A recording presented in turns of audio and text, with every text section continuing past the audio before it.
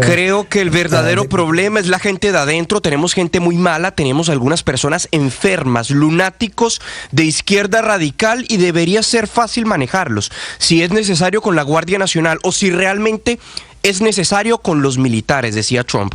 Ese es el comentario que Kamala Harris anoche durante una correría en Pensilvania ante miles de personas reprodujo para comentar y criticar, tratando de marcar un contraste entre lo que ella dice, representa, y lo que representaría Donald Trump, asegurando que sería un peligro no solo para la democracia, sino para sus contradictores. Escuchemos lo que decía la vicepresidenta. He's talking about the enemy within Pennsylvania.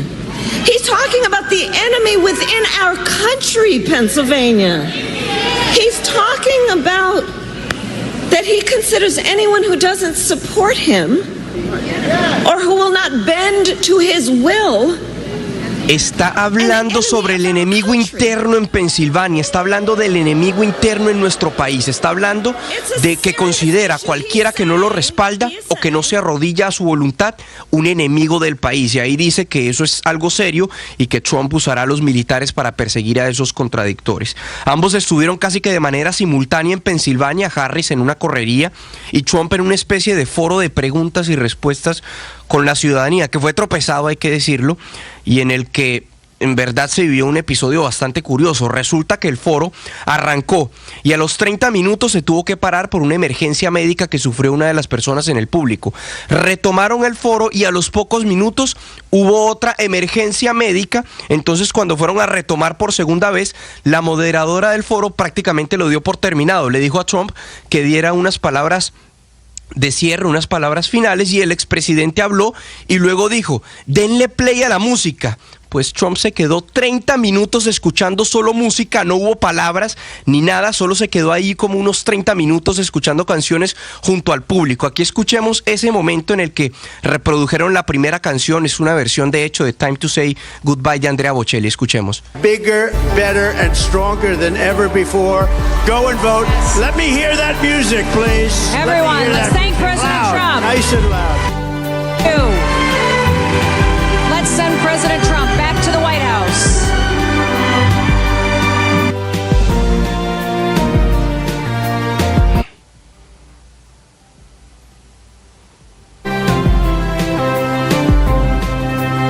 Bueno, ahí Trump se quedó escuchando esa canción un rato, luego reprodujeron otra canción, fueron más o menos 30 minutos en los que se quedó allí en el escenario escuchando canciones. Hoy la campaña de Harris está burlando de él, diciendo que convirtió su correría en un festival musical y preguntándose: Trump, ¿estás bien?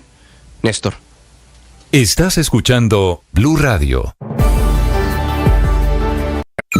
Escanea este código y suscríbete a nuestro canal de YouTube, @Blue Radio Co. Y disfruta y participa de la programación de Blue Radio. Blue Radio, le ponemos cara a la radio. Blue Radio, la alternativa. Toda la eliminatoria rumbo al Mundial del 2026 está en Blue. Para conectarse con nosotros, suscríbase a nuestro canal de YouTube. Toda la experiencia alrededor de esta jornada apasionante, camino al Mundial.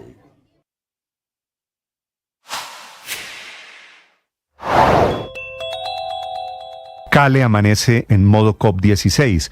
Por primera vez se izó en Cali la bandera de Naciones Unidas. La ministra de Medio Ambiente, Susana Mohammad, entregó formalmente lo que se llama la zona azul de la cumbre, que es la que va a manejar la ONU, que es la organizadora. El Centro de Eventos del Valle del Pacífico será allí el escenario, el epicentro de decisiones y de discusiones ambientales y políticas en la cumbre, al final de la cual, desde cuando arranque la etapa de deliberación, debe producirse el documento de compromisos de 190 naciones que van a representar a cada uno de sus países en esa cumbre COP16. El primer evento simbólico, Naciones Unidas asume la responsabilidad. Hay inclusive policías de Nueva York que llegaron a una zona caliente de orden público, en donde siguen por otro lado las amenazas de las FARC contra el evento internacional. Izar la bandera de Naciones Unidas significa que Cali se convierte en área internacional de paz. Los primeros invitados internacionales comenzarán a llegar este fin de semana. Deben venir presidentes, el secretario general de Naciones Unidas, ONGs y las representaciones, de estos 190 países.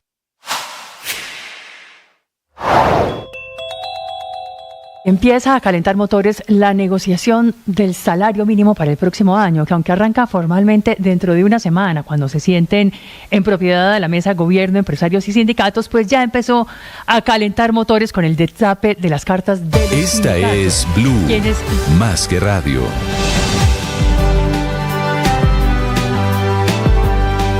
Ahora 8 de la mañana, 5 minutos, con la operación Perseo, que es el operativo militar que llevó el gobierno a Argelia, al departamento del Cauca, llegaron también las noticias de 6 ministros del gabinete del presidente Petro que estuvo allí coordinado por Laura Saravia. Laura Saravia es la directora del Departamento Administrativo de la Presidencia de la República. Doctora Saravia, bienvenida a Blue Radio, buenos días. Muy buenos días, Néstor, y a todos en la mesa. ¿Cómo les fue?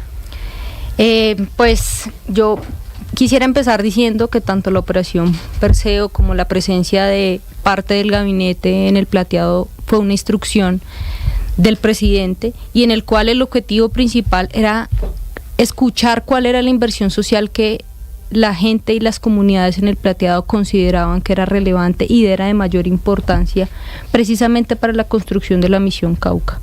Estabilizar el control territorial no solo se hace con fuerza pública, y también el mensaje que queríamos llegar es principalmente un apoyo a todos los soldados y policías que hoy están en el territorio, más de 1.400 militares que hoy están garantizando la seguridad de las comunidades y que están recuperando el control de esta zona como es lo del Cañón del Micay. ¿Qué es la misión Cauca? La misión Cauca es una operación en la cual se centra no solo una operación militar, sino es un acompañamiento de inversión social. Y como lo establece el Plan Nacional de Desarrollo, la idea es una situación de victorias temprana y de inversión social, sobre todo en esta zona para sustitución de cultivos, que es una zona que concentra el 75% de los cultivos de coca del departamento. ¿Y para eso tenían que ir ustedes? Pues yo creo que la presencia institucional, primero, no debe ser vetada en ningún lugar, y segundo, es súper importante precisamente para recuperar la confianza a estos territorios y sobre todo al departamento del Cauca. Le han dado promesas durante muchos gobiernos, pero la realidad de sus territorios es la misma. No hay conectividad, no hay puestos de salud, los niños llevan mucho tiempo sin ir a estudiar, y realmente para poder construir un plan de inversión no se hace desde Bogotá, se hace desde territorio, y para eso tienen que ir las cabezas de cada uno de los sectores. Para eso era importante que el ministro de Telecomunicaciones viera cuál era la situación de conectividad, si había o no computadores en los colegios, que la ministra de Agricultura pudiera estar con la directora de sustitución de cultivos revisando cuál puede ser el camino para transitar a esa sustitución y que no sea simplemente una construcción desde unos funcionarios en Bogotá. Creo que es la clave para que realmente estos planes funcionen y no se conviertan en un anuncio más. Doctora Saravia, ¿por qué no había llegado allí la mano del Estado? Porque evidentemente la desprotección de esas comunidades supremamente vulnerables por estar donde están, pero además la ausencia del Estado han agravado el problema. ¿Usted tiene alguna explicación de por qué no hay hospitales? Porque estaba hablando hace un momento con el alcalde de Argelia y dice, lo que queremos aquí, por ejemplo, es una cancha de fútbol, un estadio de fútbol.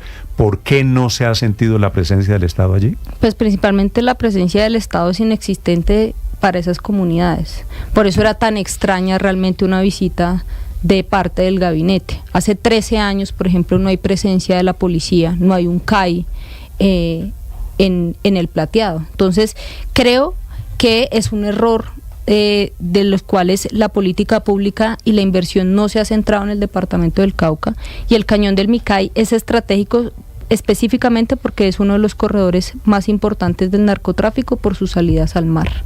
Entonces, aquí solo podíamos entrar con inversión social, primero con una estabilización del control territorial, lo que hizo la fuerza pública y lo cual valientemente han hecho nuestros soldados y policías durante los últimos días, y segundo, un acompañamiento de inversión social, de lo cual no solo es esta visita, sino será una continuación realmente de acciones y de presencia de altos funcionarios y sobre todo la presencia del presidente en el territorio. Usted ya tiene una cifra, fueron usted y 6 ministros.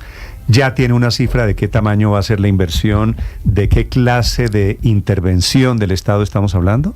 Sí, precisamente tenemos ya un portafolio de inversión para el departamento, principalmente para el Cañón del Micay. Durante estos últimos 3 meses del año se invertirán en sustitución de cultivos 40.000 millones por parte de la dirección, la cual hará parte directamente de la presidencia en una reestructuración que se está haciendo. ¿La dirección es que el PENIS? Sí, señor. La dirección de sustitución hoy depende del Ministerio de Justicia. Exacto. No, hoy depende de ART.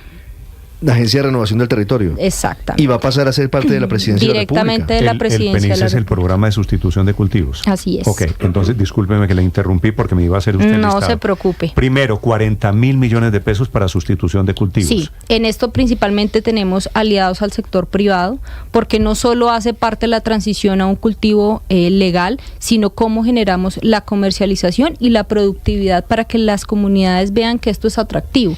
Solo podemos combatir los discursos de los grupos armados generando asociatividad y proyectos productivos que la comunidad misma construya, o si no realmente vamos a fracasar en un intento más por sustituir los cultivos. ¿Me quiere dar un ejemplo?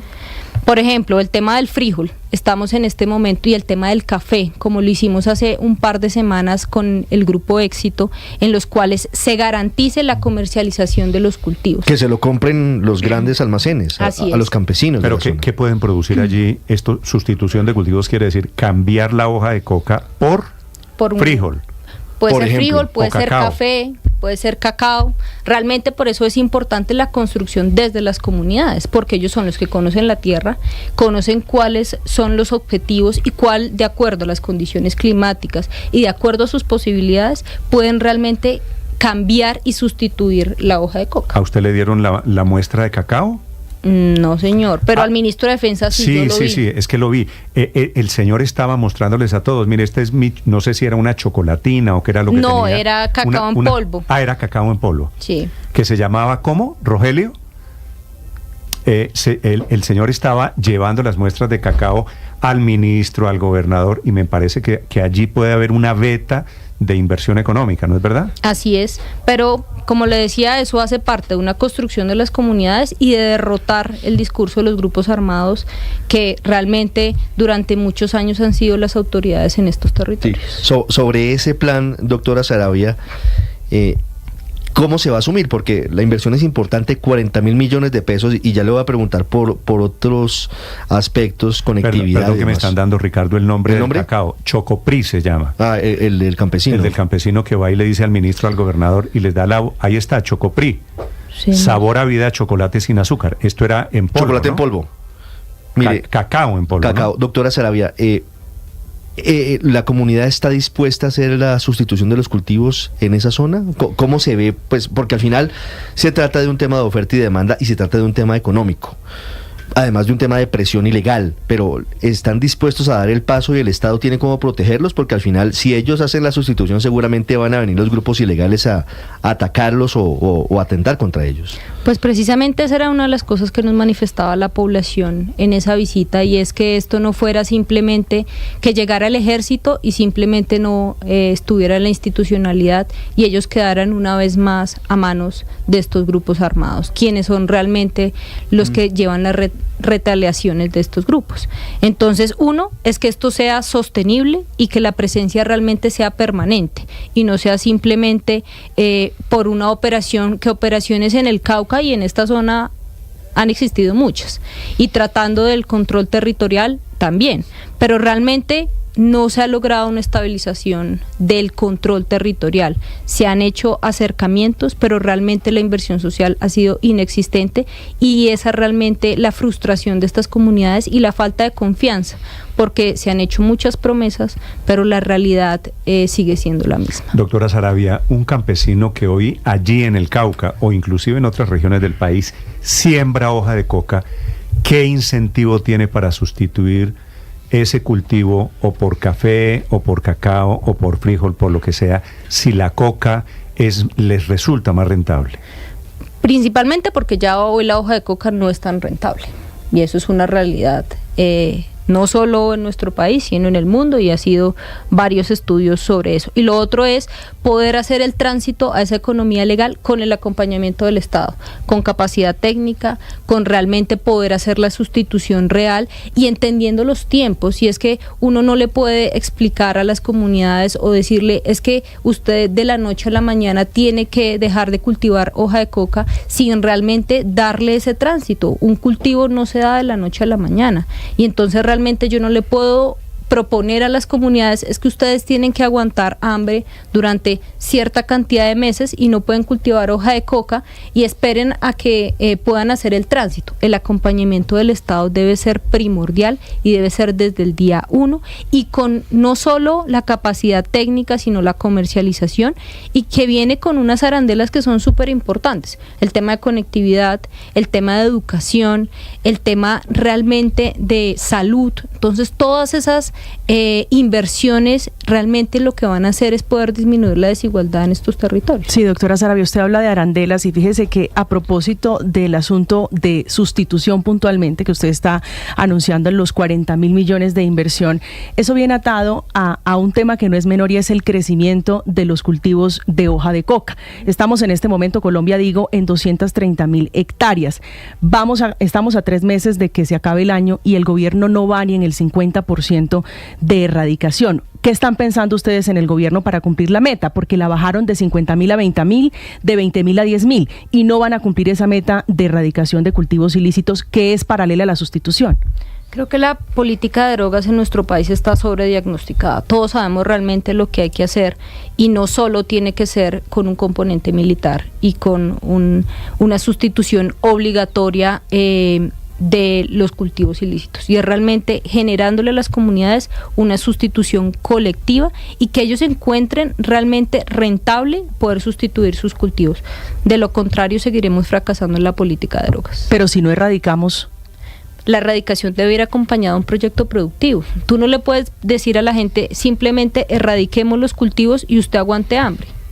Es que muchas de esas comunidades, si no se puede decir todas, viven de la hoja de coca. Es que uno al llegar al plateado simplemente sobrevolando ve que alrededor solo hay cultivos de hoja de coca, y esa es una realidad que no podemos ocultar. Pero esa realidad se combate no solo con fuerzas militares, sino se combate con inversión social, con proyectos productivos, con asociatividad, con economías populares. Hay que entender las realidades de la gente. Por eso es muy difícil seguir construyendo políticas públicas desde Bogotá cuando no conocemos la realidad de los departamentos. Sí, y en ese sentido, doctora Sarabia, nos decía el alcalde de Argelia que lo que ellos, por ejemplo, más necesitan es la construcción de un hospital en el Platado, que les cuesta 22.000 millones de pesos, es decir, la mitad de lo que les valdría este proceso de sustitución de cultivos de hoja de coca por frijol o por café. ¿Cómo están las matemáticas para hacer lo que la gente de verdad necesita, que efectivamente es una plaza de mercado, un parque estadio con escuelas de formación deportiva y este hospital que, según el alcalde, costaría la mitad de lo que vale sustituir estos cultivos, doctora Sarabia? Precisamente una de las instrucciones del presidente es darle prioridad al plan territorial en el Cañón del Micay, y entre esas inversiones está el hospital, que por eso fue importante la presencia del ministro de Salud para que él pudiera contarle a la comunidad lo que estamos haciendo y en qué va ese hospital, y 2, como usted lo mencionaba, la plaza de mercado, que esperamos que inicie su construcción en el mes de noviembre. Entonces la idea es que se irá consolidando el plan con esas inversiones que, como lo decía el alcalde, son prioritarias y van a empezar realmente a cambiar la realidad del departamento. Generalmente también vamos a tener culturas de paz, de cómo empezar en los colegios a fomentar unas nuevas dinámicas en la educación, temas de conectividad. Es un territorio donde no hay señal de ningún tipo, y entonces cómo podemos llevar conectividad, cómo le podemos llevar acceso a internet y computadores a los colegios, y como ustedes lo decían, los niños que nos pedían balones y realmente poder tener unos guayos para jugar fútbol. Entonces ese tipo de cosas que podamos llevar con inversión y podemos llevar con esas cosas pequeñas, tal vez que sean mínimas para muchos, realmente empezamos a cambiarle y a recuperar la confianza en un sitio y en un territorio. Entonces, como el Plateado. Doctora Sarabia, conectividad 1, sustitución de cultivos 2, hospital un hospital o un puesto de salud en el Plateado. Canchas deportivas o cancha deportiva, supongo. Sí. ¿En cuánto tiempo? La idea es que este plan tiene que ser rápido. El presidente nos ha pedido victorias tempranas y sobre todo avanzar. O sea, tenemos que priorizar recursos y tenemos que priorizar nuestras infraestructuras en las diferentes jerarquías de los ministerios para poder cumplirle al territorio. Realmente vamos a recuperar la confianza de las comunidades si les cumplimos.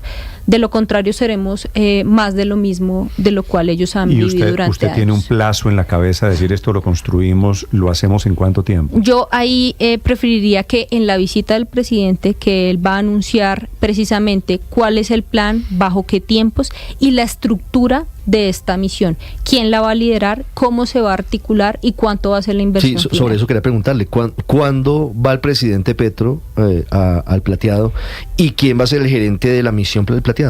Precisamente la visita del presidente está programada para la próxima semana y el presidente en esa visita dará el anuncio de quién será el gerente de esta misión y cuál será la estructura para articular cada una de estas inversiones. Por eso es importante, uno, el acompañamiento de los medios para que nos ayuden a ver la realidad del Plateado y por qué es tan importante esta zona y que nos acompañen como veedores sobre todo de esta inversión. Sí. ¿No va a ser gerenta para Misión Cauca? ¿No va a ser Laura Sarabia, por ejemplo? Eso ya es una decisión del presidente y él está revisando quién es la persona realmente para poder articular toda esta misión, porque esto es un tema de todos los sectores y es transversal. Aquí ni siquiera el protagonista es uno, sino son todos. Y aquí vamos a depender no solo de la sustitución de cultivos, vamos a depender de la conectividad, pero aquí hay una cosa clara y es que cada una de las acciones y cada una de las cosas ha sido una instrucción del presidente. La operación Perseo no nace de la noche a la mañana, es una operación que se ha construido desde los últimos meses, liderada por el presidente de la República, y la instrucción de que el gabinete empezara a ir con visitas también es una instrucción de él. Entonces realmente quien va a ser el líder de la misión Cauca va a ser el presidente, que haya otros que hagan la microgerencia es distinto. Claro, Misión Cauca, me imagino, van a intentar algo parecido a un gerente como hubo en la reconstrucción de Armenia, por ejemplo, en la época del terremoto. Yo creo que ahí debe haber... Que es una especie de superempresario que asuma la reconstrucción de una zona. Creo realmente, y como lo planteaba el fin de semana, que la misión Cauca debe ser un punto de acuerdo del sector público, el sector privado, el sector político e incluso los medios de comunicación, porque creo que uno de los objetivos, y creo que en esto nadie puede estar en desacuerdo, es que transformar un territorio como el Cauca va a ser realmente una construcción de paz de toda esta zona, de lo que es Cauca y Nariño, y poder combatir el discurso de los grupos armados ilegales.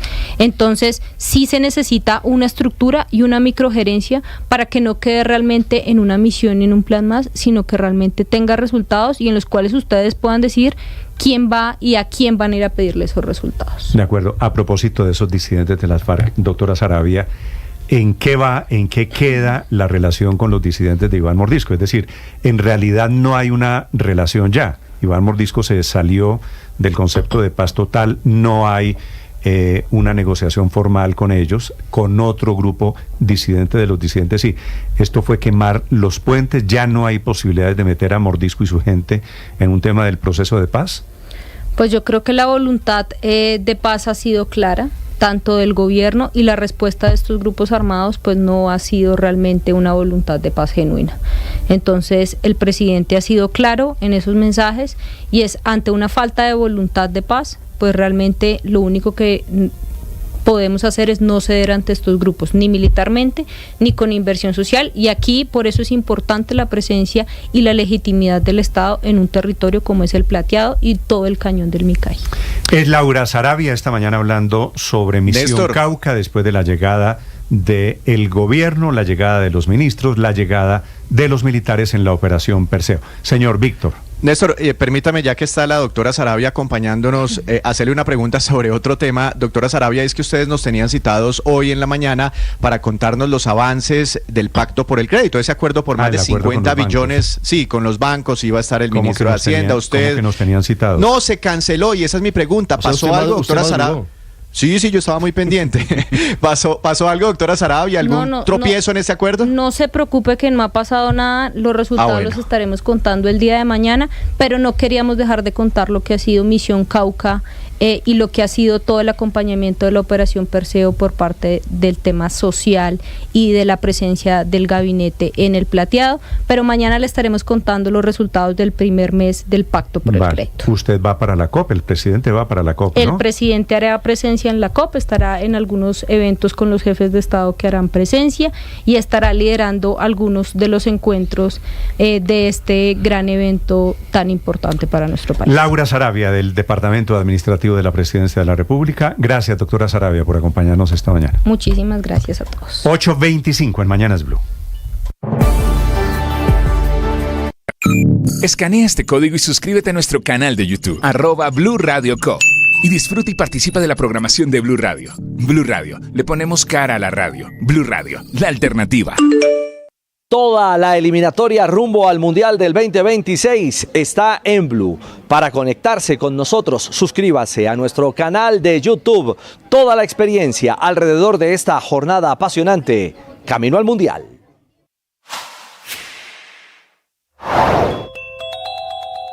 Se están completando hoy 4 días de la Operación Perseo, que busca la recuperación militar del Cañón del Micay, esa zona del Cauca por donde se mueve toda la cocaína que exporta Colombia por el Pacífico. Los disidentes de Iván Mordisco lanzaron a modo de contraataque drones con explosivos contra la población civil. Saldo de momento, 17 personas heridas, entre ellos un niño. Y estaban planeando mandar bombas con otros niños, que es la utilización, la instrumentalización total de los niños a su servicio. En las últimas horas, 2 militares quedaron heridos cuando pisaron una mina antipersona mientras realizaban anoche labores de patrullaje en esa zona del Cauca, en el occidente. En total, metieron este fin de semana 1.400 hombres, todos del COES, de ese Comando Conjunto de Operaciones Especiales. Allí hay soldados, expertos en inteligencia e inclusive francotiradores que han logrado ya la recuperación de algunos puntos estratégicos en esa población. Lograron de momento la retirada de fuerzas disidentes de las FARC. Estos son los de Iván Mordisco, aunque hay presencia todavía de algunos de esos milicianos. Allí imágenes de guerra como si no hubiese pasado el tiempo. No olvides que en ti está lo mejor. Tú puedes conectarte con lo mejor de tu ser. No olvides que eres una persona valiosa, una persona capaz. Cree en ti, confía en ti y trabaja con disciplina, con sacrificio, con esfuerzo por dar lo mejor. Que hoy haya fuerza en tu corazón, que hoy haya vida en tu corazón y que quieras dar lo mejor. Ánimo, Dios confía en ti, tú sabes.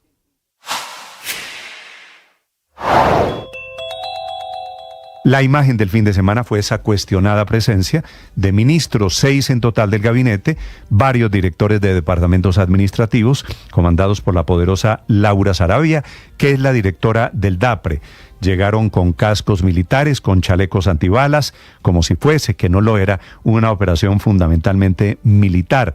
Cada uno de los ministros haciendo anuncios. Estaba el ministro de Defensa, el de Salud, la de Ambiente, el de Minas, la de Agricultura, el director de la Unidad de Gestión de Riesgo, vestido él también con camuflado, la directora del Programa de Sustitución de Cultivos, que estuvieron varias horas allí en el Plateado, municipio de Argelia, haciendo compromisos con la comunidad. Dijeron los gobernantes locales en el Cauca, hicieron el show y después se fueron.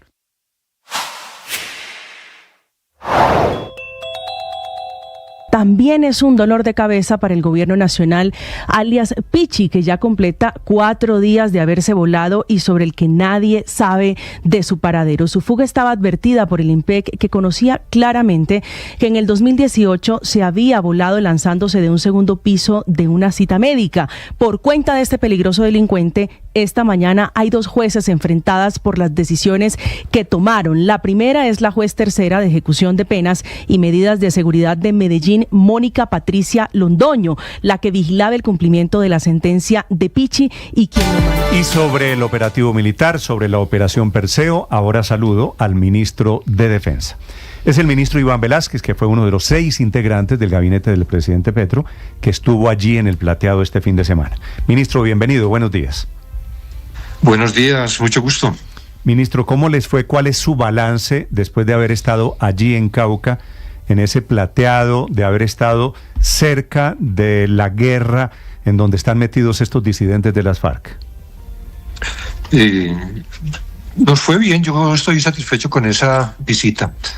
Lo que pretendíamos con la visita era mostrarle a la comunidad que es el centro de nuestra atención ahora, que íbamos a expresarles la voluntad de gobierno de contribuir con ellos, de trabajar con ellos en un proceso de transformación del territorio, que no era solo la presencia militar, como ha sido además un reclamo en muchas regiones del país, sino que tiene que ser una presencia institucional del Estado, pero particularmente el gobierno a la cabeza.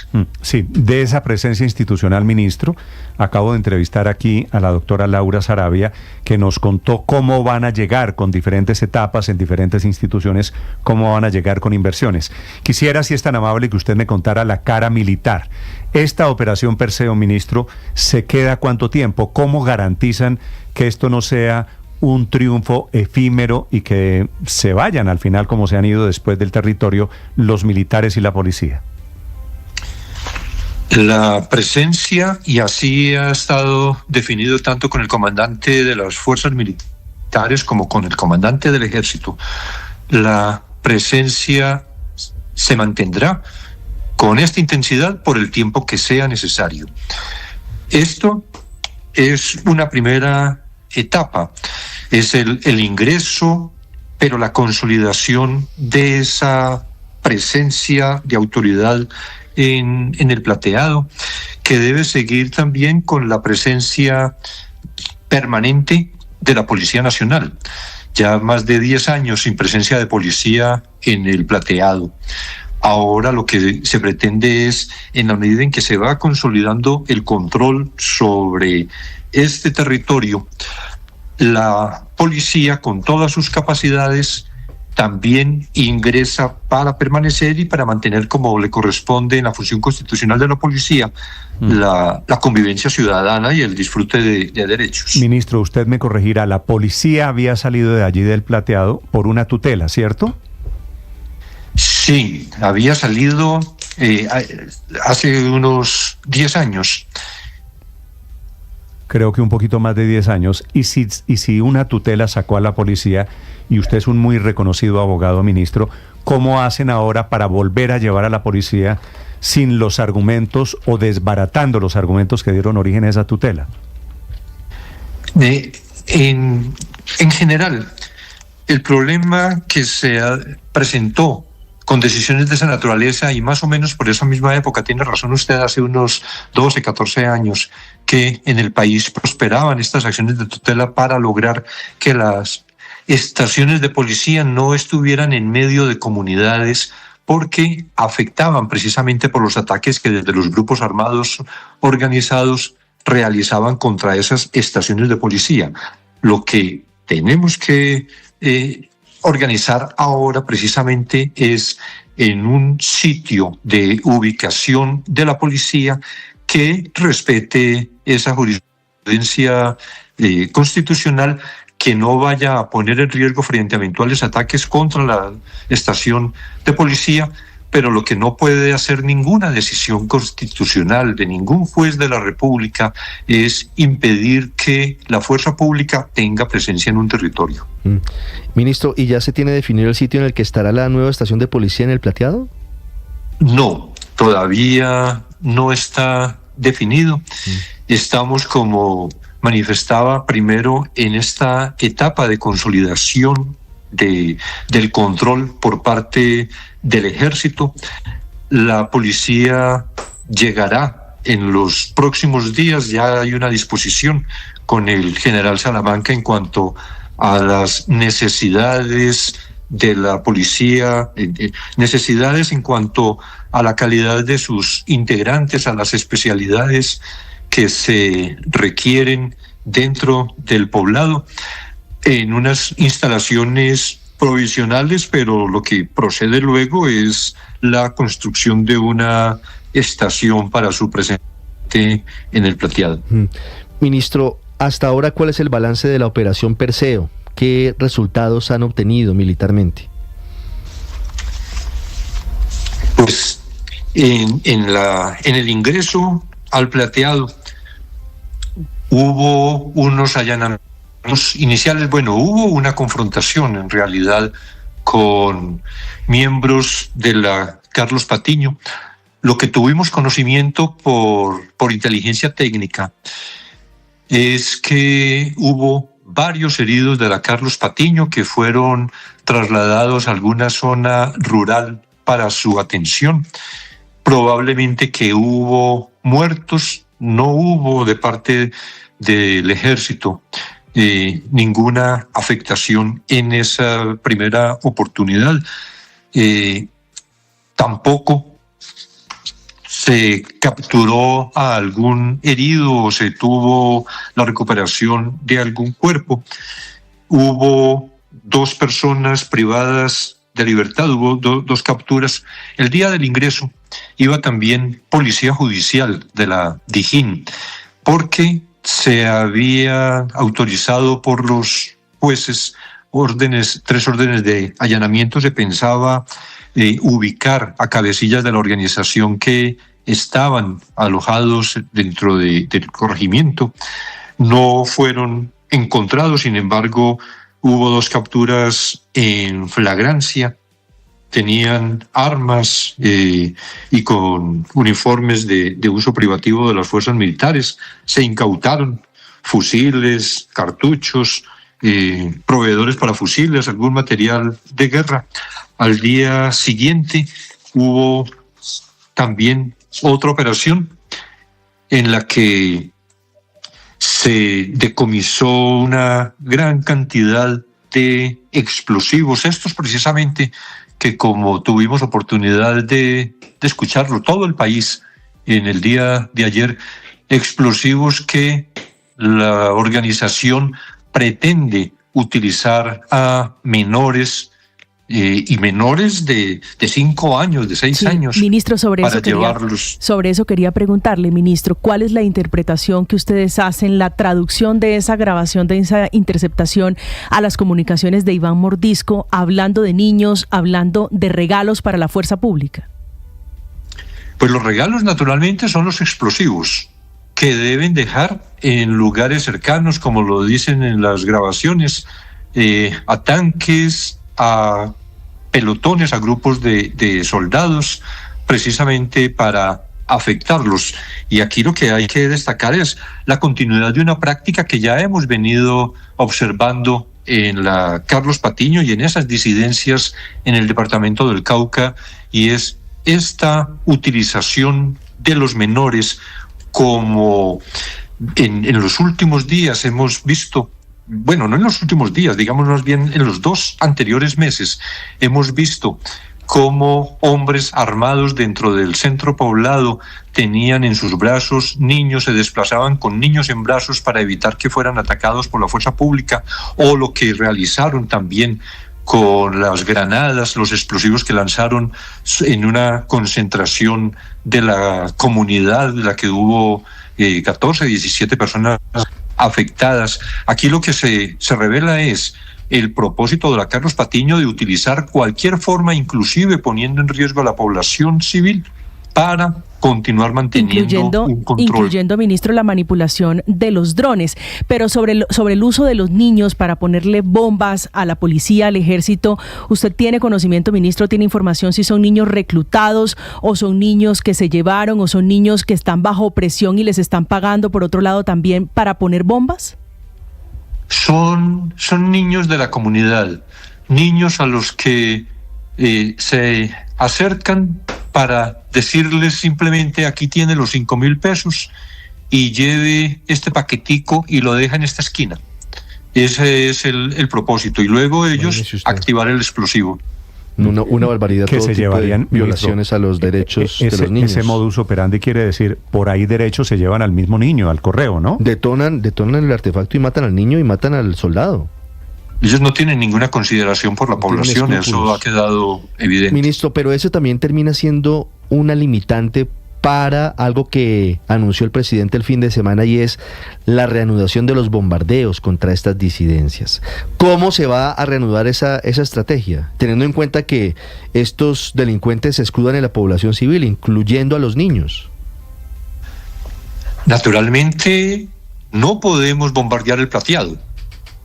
Y eso es que ni siquiera debe estar en la consideración de nadie en el país que se va a producir una operación de esa naturaleza. Eso hace, como lo mostró la fuerza pública, como lo mostró el ejército al ingresar al Plateado, su nivel de profesionalismo, cómo realizar operaciones ofensivas, cómo desarrollar acciones efectivas de parte del ejército, de las fuerzas militares, sin afectar a la población. El ingreso que realizó al casco urbano, con 8.000 habitantes permanentes, con una población de 12.000 cotidianamente, y sin embargo no resultara afectada una sola persona de la población, más que las 14, 17 que fueron afectadas después de la operación de parte de la Carlos Patiño. Muestra, digo, ese nivel de profesionalismo del ejército, que en todo caso mantiene como una consigna permanente que está ya dentro en su interioridad, del absoluto respeto por los derechos humanos. Ninguna operación militar puede poner en riesgo a la población. Claro, pero ministro, como es el propio presidente el que anuncia los bombardeos, ¿en qué están pensando? ¿Qué clase? ¿Cuál sería el objetivo militar a bombardear? Lo que ocurre es que el Plateado es un pequeño punto de todo el cañón del Micay. Aquí la pretensión es asumir el control pleno del cañón del Micay. Esto es más que Argelia, inclusive son otros municipios, otros corregimientos de Argelia, y en esa medida se han venido desarrollando también operaciones militares durante este tiempo y continúan desarrollándose para tener ese control sobre el cañón del Micay. Pero ministro, y me perdona la insistencia, usted que ha sido tan vocal en su gestión como ministro de Defensa contra los bombardeos, obviamente es una novedad que el presidente de la República anuncie bombardeos. ¿Esto hay una estrategia, hay un documento, hay unas condiciones para efectuarlos? No, pero es que en realidad los bombardeos nunca han estado prohibidos. Se ha mantenido una posición. Si los niños son reclutados de manera forzada, si los niños están allí porque la organización los tiene bajo presión, y estamos por la recuperación de los niños y por la protección de los niños, no debe bombardearse de manera que afecte a esos niños. Es la importancia de la inteligencia en el desarrollo de sus actividades, de sus operaciones de inteligencia, determinar concentraciones en las que no haya niños. En situaciones excepcionales que puedan producirse bombardeos que lamentablemente diera lugar a muerte de menores, esto tiene que ser realmente algo excepcional. Esto no es un bombardeo indiscriminado. Pero es decir, si hoy Iván Mordisco estuviera ubicado, a propósito quisiera preguntarle sobre ello, y la inteligencia militar determinara que no hay menores de edad en su campamento, la instrucción del presidente de la República incluye la posibilidad de que se descargue un ataque aéreo con bombas contra el campamento donde está Iván Mordisco. Así es, esa es la instrucción. ¿Hoy tienen ubicado Iván Mordisco, ministro? Hay información importante.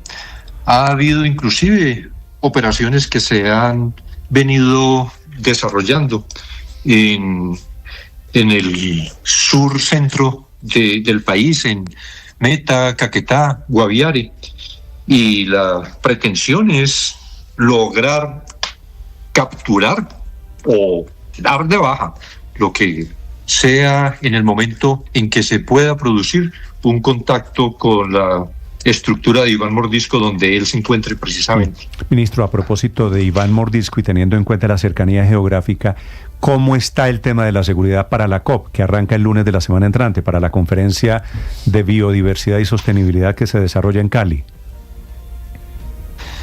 Todo lo que hemos venido haciendo desde hace ya varios meses nos ha generado realmente una tranquilidad que ha sido compartida por el propio Departamento de Seguridad de Naciones Unidas. Todo el plan de seguridad para la COP16 se ha venido implementando de acuerdo con Naciones Unidas, a la que se le acaba de entregar precisamente para su control como corresponde la zona azul.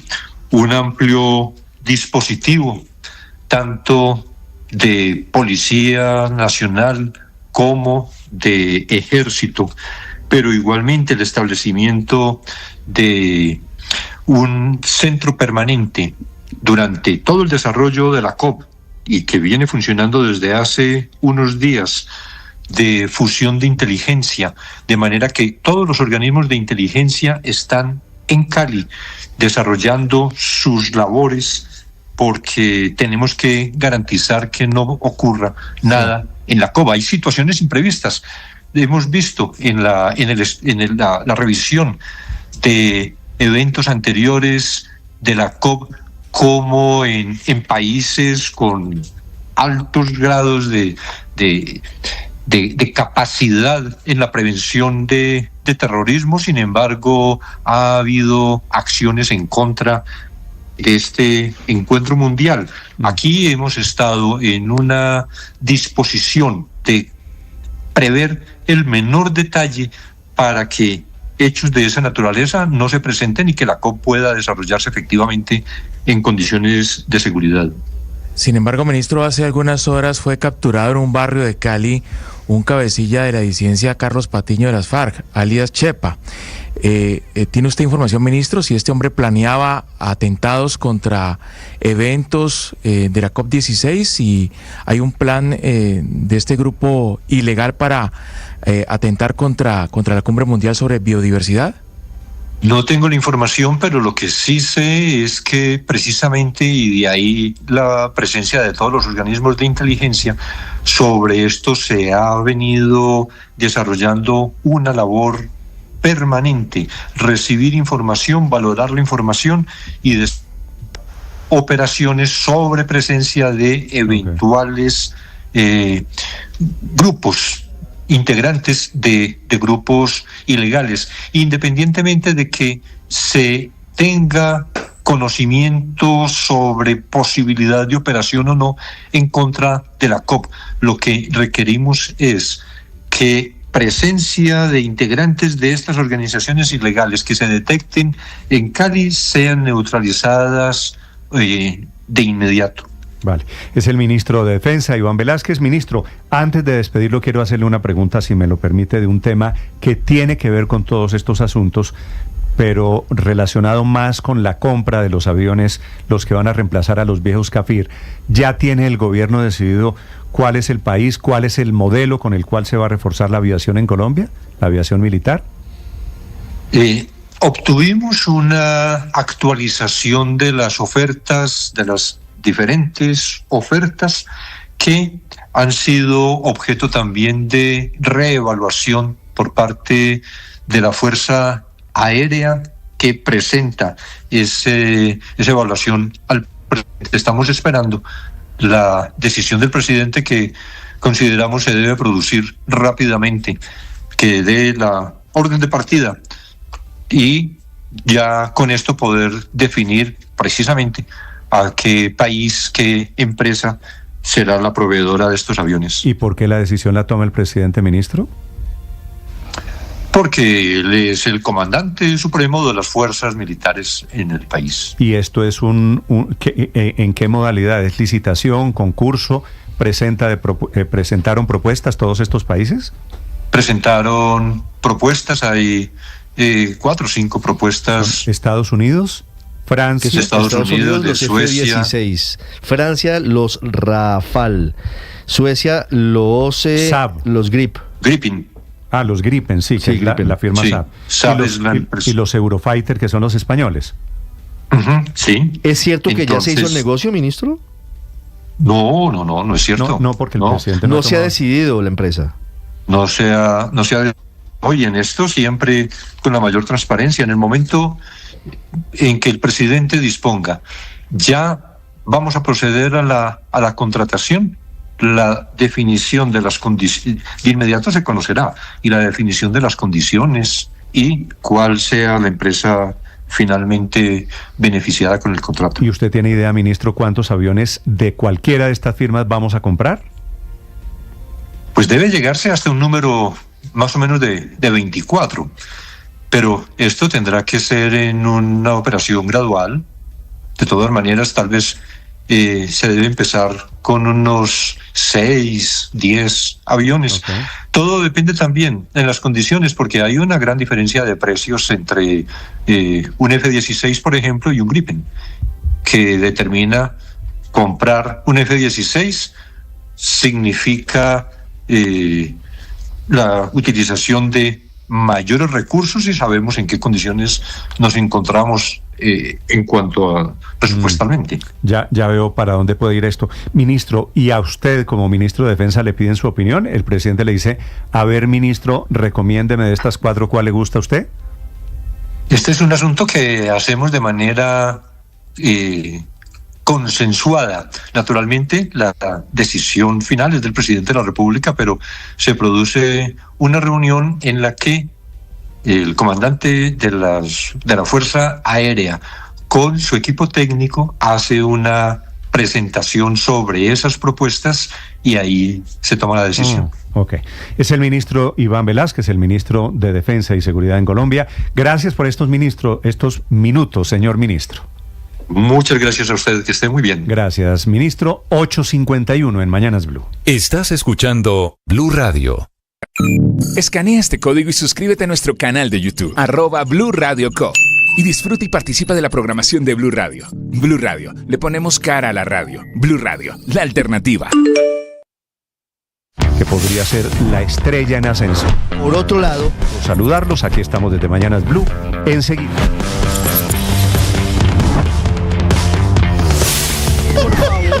Ha empeorado por la crisis que además tiene hoy el sistema de...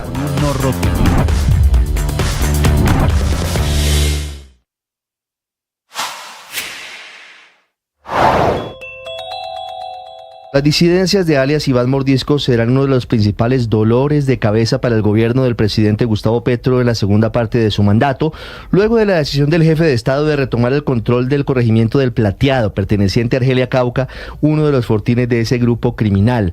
La puerta de entrada al cañón del Micay, que es el eje principal del narcotráfico y de la minería ilegal, que Mordisco controla a través de la instrumentalización de los civiles.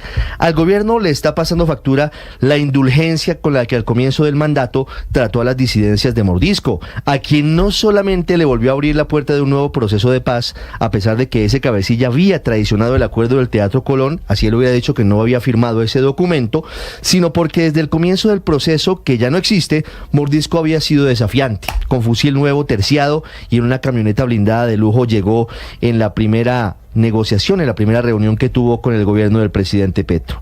Las disidencias de Mordisco hoy pueden tener en sus filas más de 2.000 hombres, luego de haberse separado del grupo liderado por alias Calarcá y por alias Arbey, quienes ahora se concentran en Meta, Huila, Caquetá y Putumayo, y que en teoría siguen en proceso de paz con el gobierno a pesar de que están expandiendo el negocio criminal de la extorsión.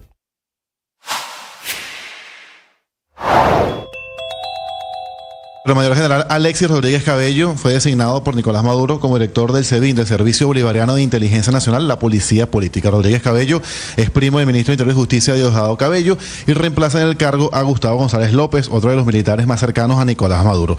La designación, como tú decías, Rodríguez Cabello forma parte El precio de las acciones, las monedas y lo que pasa en las bolsas se lo cuenta Mañanas Blue.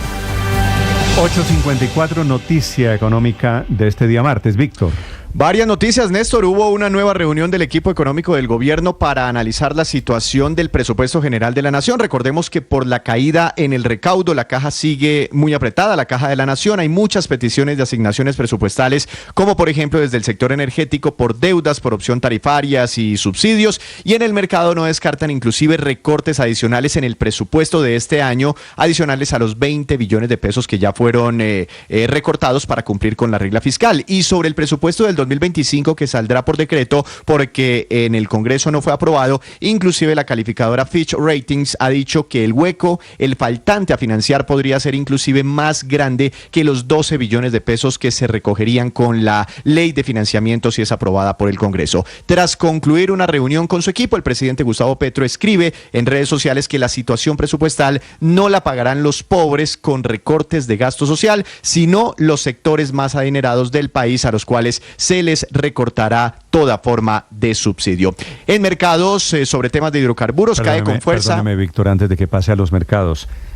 ¿Qué, dice el presidente, subsidios a sectores adinerados? ¿Eso qué significa? ¿Qué subsidios existen todavía? ¿Qué subsidios? Es que la gran mayoría de los subsidios son para las personas más vulnerables. Están los subsidios de energía, está renta ciudadana, la devolución del IVA.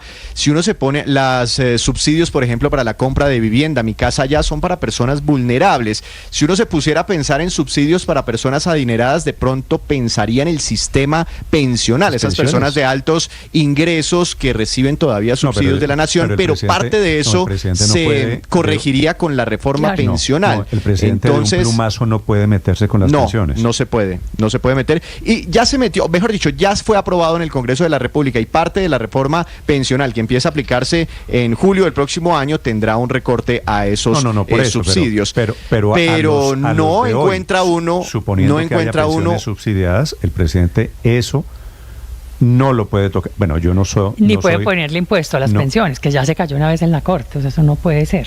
No, pero el etanol, combustibles, diésel, eso ya le quitaron el subsidio. Siendo. No. De pronto por ese lado también falta subirlo a 16,000 pesos el precio del diésel, con el ajuste que viene de los 400 pesos ahorita en diciembre, quedaría en máximo 10,400, 10,500 pesos y todavía todavía se estaría subsidiando de cierta forma. ¿Los biocombustibles reciben subsidio? Yo creo, pues el biodiesel se paga a tarifa diésel. Yo creo que ahí puede haber algo, es decir, van a tener que buscar entre las piedras a ver qué empresas, qué subsidios se encuentran para desmontar. Pues Néstor, acuérdese que Víctor, dentro del acuerdo tiene algún tipo de subsidio, por ejemplo. Sí, lo acabo de decir. Yo creo que sí todavía. Yo creo que y es que yo creo, ¿se acuerda cuando anunciaron el acuerdo con los transportadores que dijeron vamos a implementar una medida en 2 meses para que las Toyota 4x4 paguen tarifa full de diésel? Sí. Eso todavía no se ha implementado, ¿no? Porque ha sido difícil operativamente. De pronto sería algo por ese lado, pero más allá uno no encuentra que otros subsidios a los ricos del país. El trino del presidente Aurelio quiere decir viene desmonte de subsidios de algo. Puede ser biocombustibles, puede ser etanol, puede ser diésel. No creo que pueda meterse con pensiones, que el presidente llama las pensiones más altas. Pero bueno, están pensando en eso, motivo crisis fiscal. Son las 8 de la mañana, 58 minutos. El galón de etanol, Néstor, cuando usted paga un galón de gasolina, no se le olvide que tiene incluido un 10% de etanol. Entonces, cuando usted extrapola ese 10% a volverlo un galón completo, está pagando el galón de etanol a 16,000 pesos, es decir, a $4, y producir un galón de etanol no vale más de $2. Yo creo que esto puede ser, Aurelio, de pronto esto puede ser contra y lo mismo el biodiesel, ¿no? Contra la industria azucarera. Pero mucho menos. Lo mismo el biodiesel, pero mucho menos, ¿no? Sí, señor. 8 de la mañana, 58. Bueno, no se le olvide una cosa, ¿no? Hoy a la tercera parte del etanol es importado, ¿no? Están importando más o menos 300,000 galones de etanol al año. O sea, también hay etanol extranjero. En esta sección económica, Ricardo, usted estaba haciendo cuentas, inversión total del gobierno, la cifra la dará el presidente Petro cuando vaya al Cauca, para la gente que está en el cañón del Micay, para los hospitales, esa inversión que va detrás de los operativos militares. Néstor, pues después de la visita de los ministros este fin de semana al Plateado, hay unas cuentas aproximadas de cuál sería la inversión de choque del gobierno nacional en esa misión Cauca. Dijo Laura Sarabia, habría que sumarle 40.000 de sustitución de cultivos. Sí, señor. ¿Cierto? Sí, señor. Hospital, que debe ser ¿cuánto? 22.000 millones de pesos. 62. Bueno, son cerca de 100.000 millones de pesos. Yo le hago la cuenta rápido, sumando hospital, canchas deportivas, educación. Mire, yo le hago el cuadro rápido. Del Ministerio de Agricultura, 15.000 millones de pesos para implementación de sistemas agroforestales sostenibles con asistencia técnica, transformación agroindustrial, acopio y comercialización en el cañón del Micay. Del Ministerio TIC hay ampliación de cobertura de internet en instituciones educativas y señal de celular en la región, aunque no se compromete con un monto el Ministerio TIC. El Ministerio de Salud se compromete con 26.000 millones de pesos. El Hospital del Plateado y mejorar la infraestructura sanitaria y dotación de equipos médicos. El Ministerio de Ambiente se compromete con 22.000 millones para proyectos ambientales para la sustitución de cultivos ilícitos en Argelia Cauca. Ministerio de Ambiente. Ministerio de Minas implementa el programa Comunidades Energéticas, pero no entrega recursos. Ministerio de Defensa de la Operación Perseo, tampoco hay diferenciación de dinero. Invías 1.225 millones de pesos para convenios en 6 veredas de Argelia y estudios de corredores viales Popayán, Guapi y Plateado Argelia.